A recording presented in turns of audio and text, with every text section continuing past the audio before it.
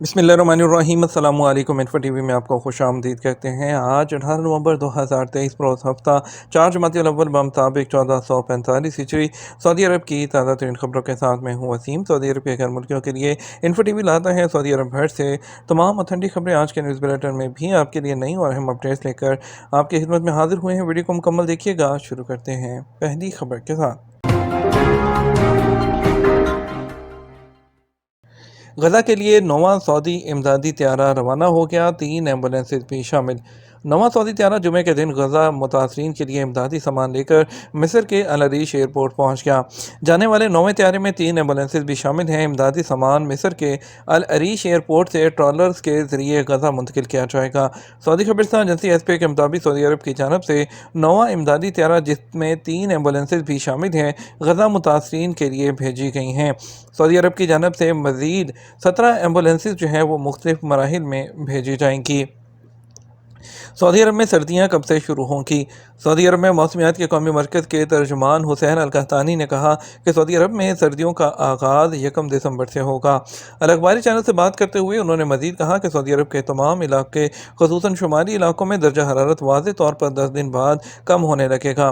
انہوں نے توجہ دلائی کہ سعودی عرب میں سب سے پہلے شمالی علاقوں میں سردی آتی ہے۔ واضح رہے ان دنوں سعودی عرب کے تمام ریجنز میں بارشوں کا سلسلہ جاری ہے، جس کی وجہ سے موسم میں واضح تبدیلی ہو رہی ہے۔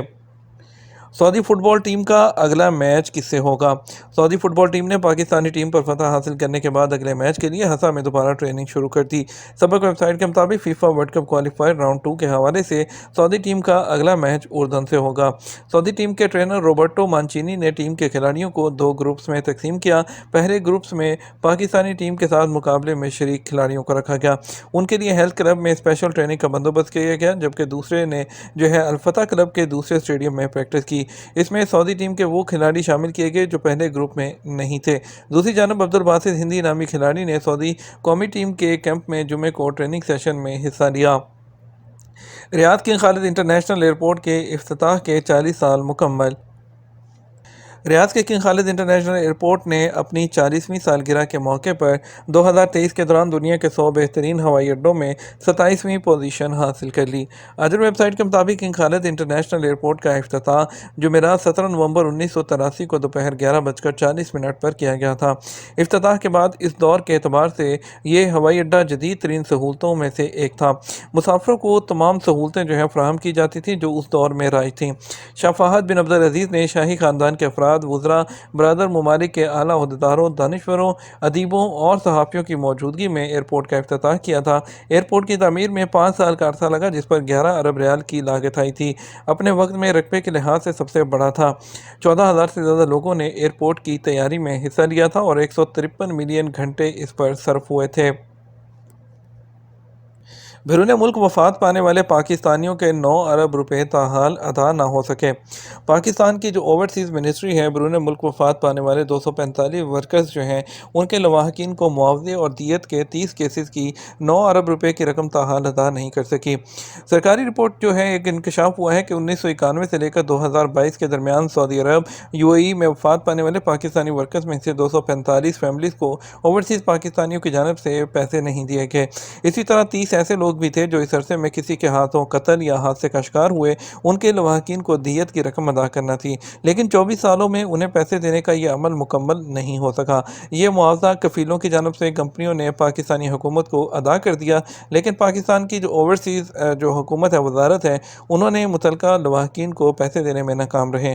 رپورٹ کے مطابق 160 پاکستانی ورکرز جو سعودی عرب میں فوت ہوئے تھے، ان میں سے 40 کے 12 کروڑ 24 لاکھ ریال کے کیسز جدہ سے، جبکہ 120 کے 2 کروڑ 36 لاکھ ریال ریاض سے طویل عرصے سے وزارت اوورسیز حکام کے پاس موجود ہیں۔ اسی طرح UAE میں وفات پانے والے 185 پاکستانیوں میں سے 135 کے 6,66,000 درہم کے کیسز ابوظہبی سے، جبکہ 50 کے 1,53,000 کے کیسز دبئی سے آئے اور وہ وزارت اوورسیز میں زیر التوا ہیں۔ اس کے علاوہ سعودی عرب سے دیت کے 30 کیسز کے سلسلے میں 13,25,000 ریال بھی بھجوائے گئے، لیکن وہ بھی ابھی تک ان کو نہیں دیے گئے۔ طائف میں پیٹرول اسٹیشن کے فیول ٹینک میں دھماکہ، 2 زخمی۔ طائف کے ایک پیٹرول اسٹیشن کے فیول ٹینک میں دھماکے سے 2 لوگ زخمی ہو گئے۔ سبق ویب سائٹ کے مطابق فیول ٹینک میں دھماکے کی اطلاع ملتے ہی طائف کے کیا جنرل ہسپتال میں ایمرجنسی لگا دی گئی۔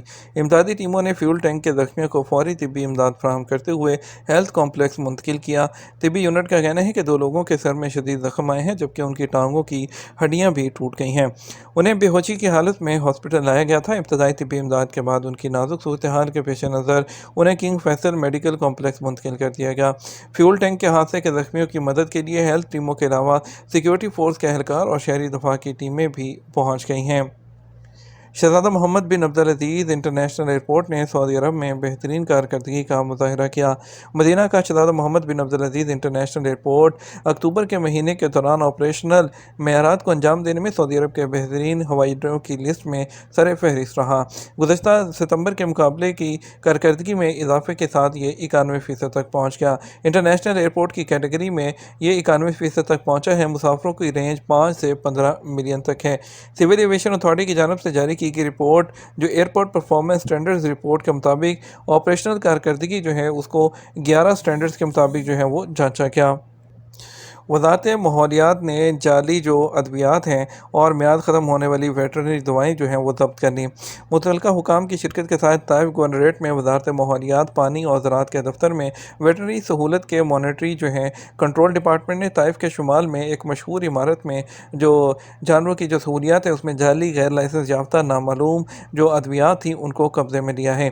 طائف گورنریٹ میں وزارت ماحولیات، پانی اور زراعت کے دفتر کے ڈائریکٹر انجینئر ہانی بن عبد الرحمن القادری نے کہا کہ یہ قبضے جو ہے وہ طائف میں وزارت کے دفتر کی طرف سے کی گئی چھاپہ مہم کے تحت سامنے آئے ہیں۔ 75 ملین ریال کے معاوضے کا مطالبہ کرنے والی کمپنی کے خلاف جدہ میونسپلٹی کے حق میں حتمی فیصلہ سنا دیا گیا۔ جدہ گورنریٹ میں میونسپلٹی نے ضابطوں کے مطابق اور ہر کسی کے مفاد میں پرائیویٹ شعبے کے ساتھ شراکت داری کو مضبوط کرنے کی اپنی خواہش کی وضاحت کی اور اس بات کا جو ہے وہ عزم ظاہر کیا ہے کہ قانونی چارہ جوئی جو ہے وہ ہر ایک کی ضمانت ہے، جس سے ظاہر ہوتا ہے کہ اس کے جو دائر کیے گئے مقدمے کی پیروی کی ہے۔ کمپنی میں سے ایک کی طرف سے اس کے خلاف ایک کیس جو کیا گیا تھا۔ ریاض ریجن میں اپیل جو اس کی انتظامی عدالت نے جدہ گورنریٹ میونسپلٹی کے خلاف ایک کمپنی کے دائر کردہ مقدمے کو مسترد کرتے ہوئے حتمی فیصلہ جاری کر دیا، جس نے کرایہ کی رقم کے معاوضے کے طور پر 75 ملین ریال کی رقم ادا کرنے کا مطالبہ کیا تھا، جس کو کمپنی نے ان کی سائٹس کے بدلے میں ادا کرنے کا دعویٰ کیا ہے جہاں سے میونسپلٹی نے وصول نہیں کیا۔ اپیل کی انتظامی عدالت کے جاری کردہ فیصلے نے جدہ گورنریٹ میں 13ویں انتظامی سرکٹ کی طرف سے جاری کردہ ابتدائی فیصلے کو کالعدم قرار دے دیا۔ Imam Abdulaziz bin Muhammad reserve development authority eco tourism season شروع کرنے کی تیاری کر رہی ہے۔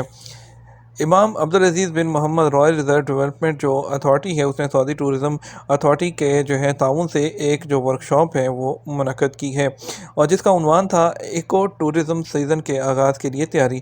ورکشاپ میں ماحولیاتی سیاحت کی سرگرمیوں کے لائسنس سے متعلق تفصیلات اور سعودی ٹورزم اتھارٹی کی اسپرٹ آف سعودی عرب ویب سائٹ پر ان کی لسٹ کے طریقہ کار کا جائزہ لینا شامل تھا۔ یہ ورکشاپ 15 سے زیادہ نجی مقامی سیاحتی سہولیات کے ساتھ منعقد کی گئی تھی۔ ناسا چیلنج کے لیے کوالیفائی کرنے والی سعودی طالبہ کی اسپیس ہیکاتھون میں پہلی پوزیشن۔ ہماری خواہش ہے کہ ہماری اکانومی آج سے کہیں زیادہ مضبوط ہو، جو ہے یہ الفاظ سعودی ولی عہد شہزادہ محمد بن سلمان کے ہیں، جن سے سعودی عرب کے نوجوانوں کو نئی ترغیب اور حوصلہ ملتا ہے۔